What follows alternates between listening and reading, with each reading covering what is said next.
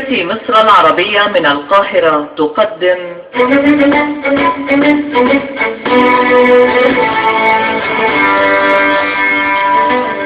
الفنان الكبير يوسف شعبان في رؤية درامية جديدة لقصة الأديب العالمي نجيب محفوظ.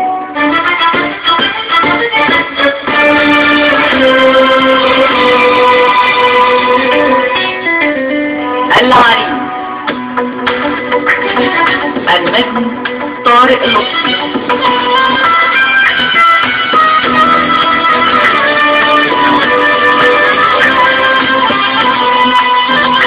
بطولة حنان مطاوع، ناصر سيف، شريف خير الله، عفاف رشاد، محمد محمود وهبة توفيق.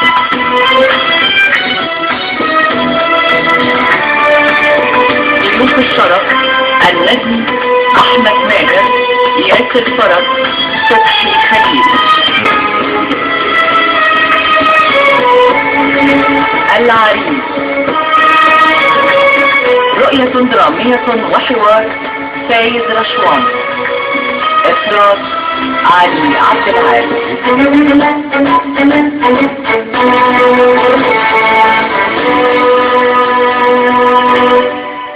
أنا ما صدقتش نفسي والله لما شفت اسمك على شاشة تليفوني يا عطية بيه. طيب أعمل إيه؟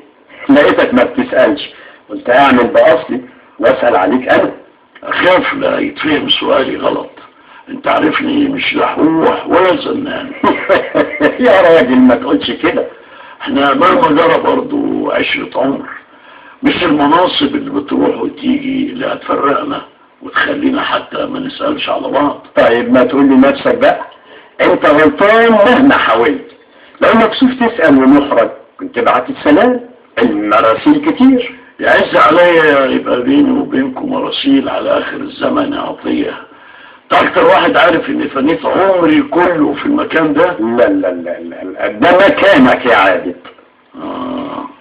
هات اللي عندك يا عطية، على لسانك كلام عايز تقوله. الراجل الكبير خير، كل خير، عاوز يشوفك.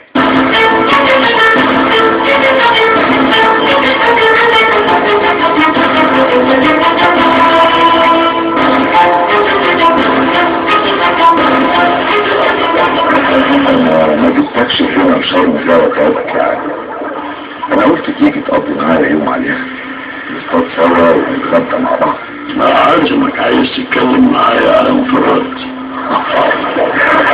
وشك حلو يا عادل، طول عمرك وشك حلو. اول مرة صدرت تصطاد سمكة بالحجم ده. طول عمرك صياد شاطر. في الموت بقى عالي قوي يا عادل.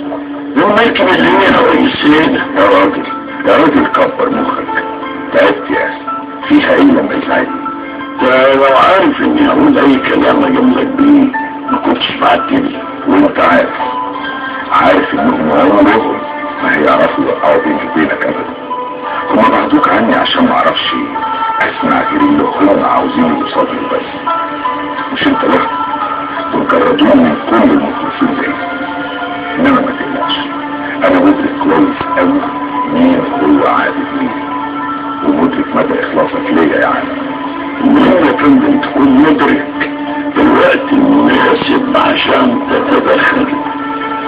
المركب وصلها في اتجاه خاطئ يا قبطان، مركب بتغرق يا قبطان، المركب رايحة بأقصى سرعتها ناحية الدوامة، هتبلع الكل. محدش هيلحق ينط من المركب غير فريد. رجع الدفع ايدك كوين من الهند وفورا.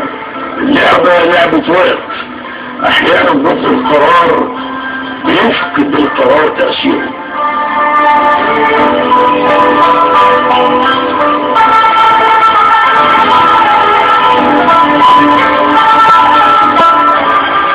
انا مش عارف انتوا بتعامليني كده ليه.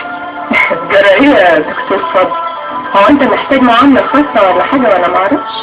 مش انا بعاملك معاملة خاصة؟ يبقى ايه بقى؟ فضل ايه؟ انت هتعيش الدور عليا ولا ايه؟ انا بصراحة بقى احتار دليلي معاكي، مش عارف اعمل لك ايه عشان ترضي عليا وتحسي باللي جوايا ليكي. انت كده لوحدك يا فضل ولا في حد ثالث هو عبيط؟ مش هتضايق برضه، انا جلدي تخين قوي.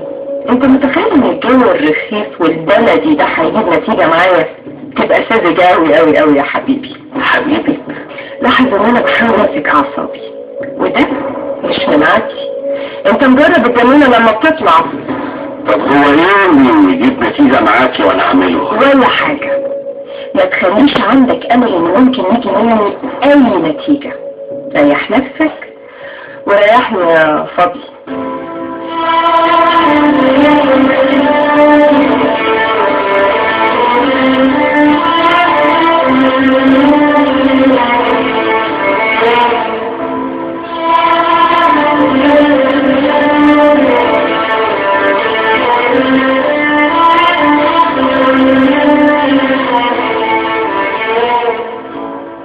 يرفق صدرك ديني ليك وانت حر.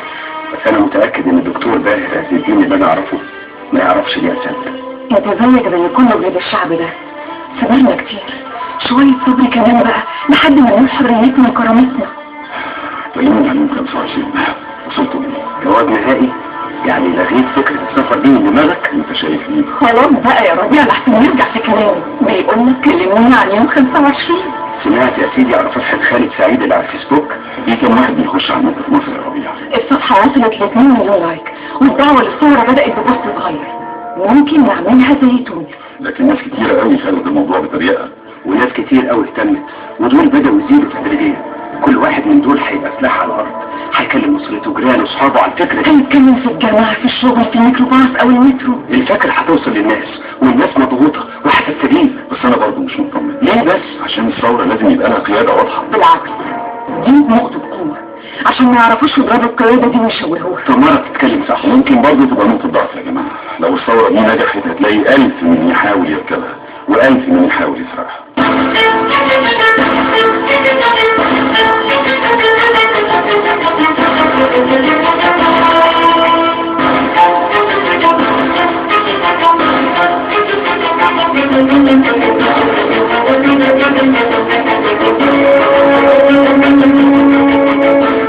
طلب يسافر شرم الشيخ وقضى يوم كامل معاه هناك. انت ازاي ما تكونش موجود معايا عطية؟ اعمل ايه بس يا بص؟ هو اللي اصر ما يكونش موجود. انا لازم اعرف عادل يتكلم معاه في ايه بالظبط. احنا مش كنا ادينا كده قانون وخلصنا منه خلاص. ايه بس اللي جابوا على باله تاني وخلاكم بيقابلوا وكمان لوحديهم؟ شكل حضرتك متضايق قوي يا بص. هو حصل حاجه؟ اهو ده انا لسه هعرفه يا عطيه. انا محتاج عادل اللي اسمه عادل ده ضروري جدا. بسيطه، اهو قاعد ما بيعملش حاجه غير انه بيتفرج على التوك شو ويقرا الجرايد. اجيبه لك النهارده يا بص.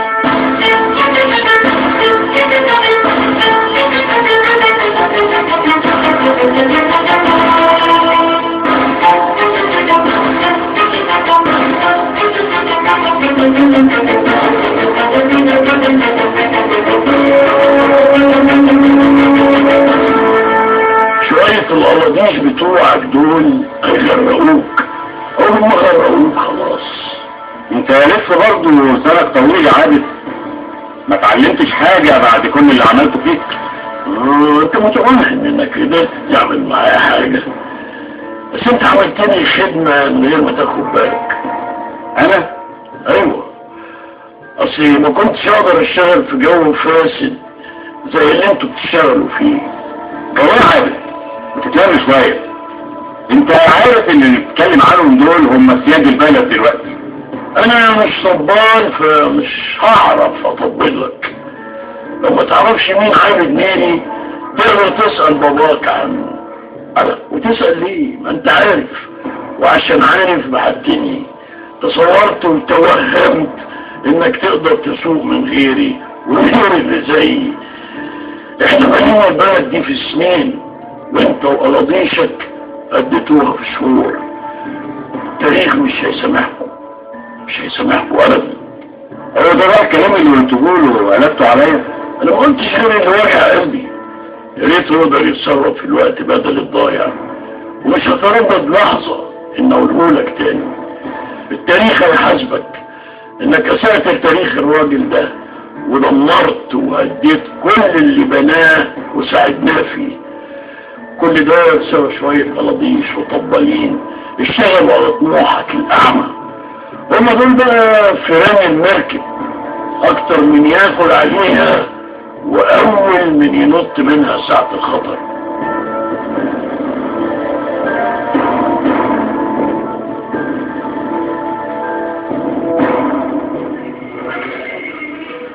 ما عندوش رقم تاني يا باشا؟ الارقام مقفوله يا ربيع كلها، ودي اول مره تحصل. انا قلقان جدا على سؤال يا ربيع. ما يمكن يكون في اجازه كمان يا سيدي. احنا بنصحى على صوت بعض وبننام على صوت بعض زي العشاق، وقت ده صاحب عمر. طب اهدى بس كده عشان نقدر نفهم كويس هو هيكون فين دلوقتي. اهدى فين بس؟ لا في البيت ولا في الجورنال، وعربيته مركونه قدام الكافيه اللي متعود يقابلني فيه. يا جماعه ايه اللي حصل؟ في يا جماعه هو قالوا ان في حاجه تخص فؤاد علواني. فؤاد امن الدوله خده. خده يعني ايه؟ ايه التهريج ده؟ فين عمرو القبض عليه؟ ده اي تهمه ومحتاجه فين؟ كان ايه يا باشا؟ ايه ده كويس كده؟ انت البلد يحكمها قانون طوارئ؟ لا طبعا مش هذا، ومش هسيب صاحبي يتبهدل، لا هو خاين ولا ارهابي ولا جاسوس، انا هفضحهم في الاعلام. ده دي معركتهم الاخيره ومش شايفين هما بيعملوا ايه؟ توقع ان انت شخصيا يتقبض عليك وتتهز. يعني ايه؟ يعني اسكت اسيب فؤاد كده؟ لا طبعا مش اسكت.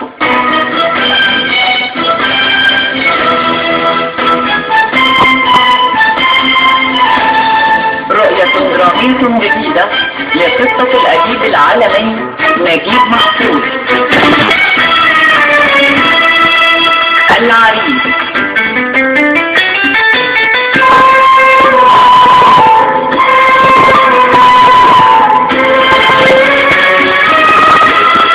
الرؤية الدرامية والحوار سيد رشوان.